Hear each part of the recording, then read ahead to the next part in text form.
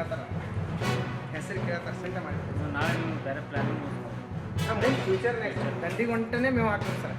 ಇದೇನದ sir ಇಲ್ಲೆಲ್ಲ ಇದು ಕಚ್ಚಿ ಡವನಿ ಮಾಡ್ತಾರೆ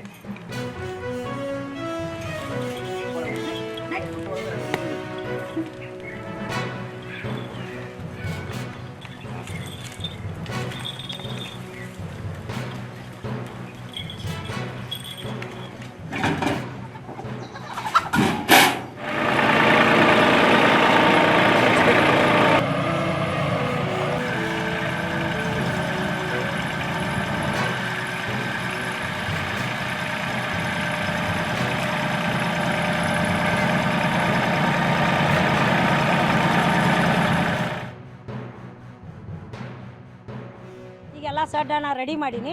ಆ ದುಡ್ಡು ಬಂದಿಂದ ನಾ ಹಾಡುಗಳು ತರ್ತೀನಿ. ನನ್ನ ಕೈಲಿಂದ ರೊಕ್ಕ ಹಾಕಿ ನಾ ಈಗೆಲ್ಲ ಮಾಡ್ಕೊಂಡೀನಿ. ಮತ್ತು ಎಲ್ಲ ಥರ ಹಣ್ಣಿನ ಗಿಡಗಳು ಹಚ್ಚೀನಿ ರೀ. ಎಲ್ಲ ಪಕ್ಷಿಗಳು ತಿಂತಾವು, ನಾವು ಯಾವುದೂ ಮಾರಂಗಿಲ್ಲ ರೀ. ಮತ್ತು ಹೆಂಡಿ ಗೊಬ್ಬರ, ಕುರಿ ಗೊಬ್ಬರ ಇಂಥದ್ದೆಲ್ಲ ಹಾಕೇವಿ ರೀ. ಸರ್ಕಾರಿ ಗೊಬ್ಬರ ನಾವು ಯಾವ ಹಾಕಿಲ್ಲ ರೀ. ಮತ್ತು ಸರ್ಕಾರಿದು ನಾವು ಎಲ್ಲ ಏನು ಕೀಮ್ ಬರ್ತೈತೆ ಅನ್ನೋದು ಖಾರ ಕುಟ್ಟು ಮಿಷನ್ ರೀ, ಶಾವ್ಗೆ ಮಿಷನ್ ರೀ, 2 ಗಿರಣಿ ರೀ, ಮತ್ತು ರೊಟ್ಟಿ ಮಾಡೋ ಮಿಷನ್ ರೀ. ನನ್ನ ಗೌರ್ಮೆಂಟ್ ಕೀಮ್ ಏನದಾವು ಕೀಮ್ನೊಳಗೆ ಅರ್ಧ ರೊಕ್ಕ ತುಂಬೋದು, ಅರ್ಧ ರೊಕ್ಕ ಸೂಟ, ಅವನ್ನೆಲ್ಲ ನಾ ಕೀಮ್ನಾಗ ಮಾಡ್ಕೊಂಡೀನಿ ರೀ. ಎಲ್ಲ ನಾ ತಂದು ತೋಟದೊಳಗೆ ಹಾಕೊಂಡೀನಿ ರೀ. ಶಾವ್ಗೆ ಮಿಷನ, ರೊಟ್ಟಿ ಮಿಷನ, ಹಪ್ಪಳ ಮಿಷನ, ಗಿರಣಿ ರೀ, ಖಾರ ಕುಟ್ಟು ಮಿಷನ, ಎಲ್ಲ ಥರದಿಂದ ನಾ ಗೌರ್ಮೆಂಟ್ ಕೀಮ್ನಾಗ ತೊಗೊಂಡು ಕೆರೆಯಿಂದ ಹಾಕೊಂಡೀನಿ ರೀ. ಎಲ್ಲ ನನ್ನ ಗೌರ್ಮೆಂಟ್ ಸಹಾಯನೂ ನನಗೈತಿ. ಅದನ್ನು ಸರ್ಕಾರದ ರೈತರು ನಿಮಗೆ ರೈತರಿಗೆ ಗೊತ್ತಾಗಲಿಲ್ಲ ಅಂದರೆ ಎಲ್ಲ ಪ್ರತಿ ತಾಲೂಕುಗಳಲ್ಲಿ ರೈತ ಸಂಪರ್ಕ ಕೇಂದ್ರಗಳನ್ನಂತ ಮಾಡಿದ್ದಾರೆ.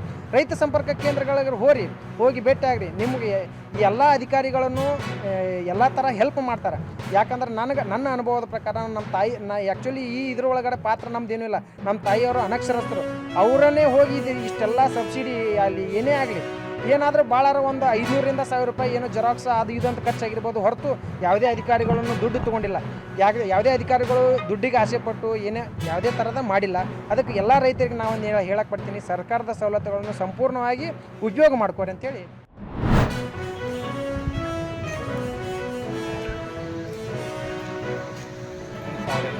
$3,500 ಪಾತೋಟೆ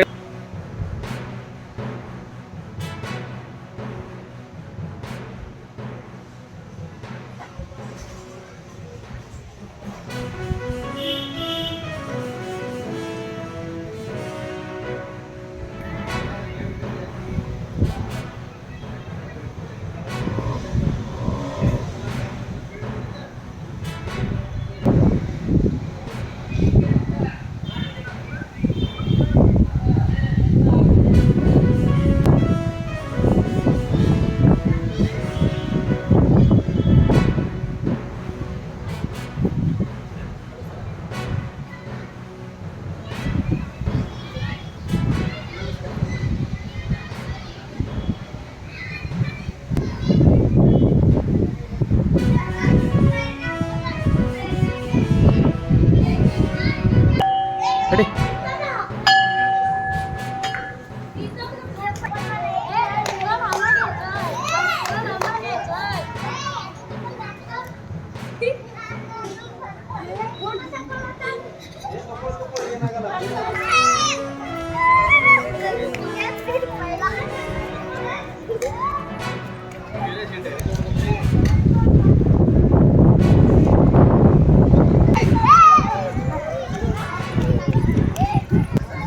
ಸರ್ ನಮಸ್ತೆ, ಆರಾಮ್ ಸರ್?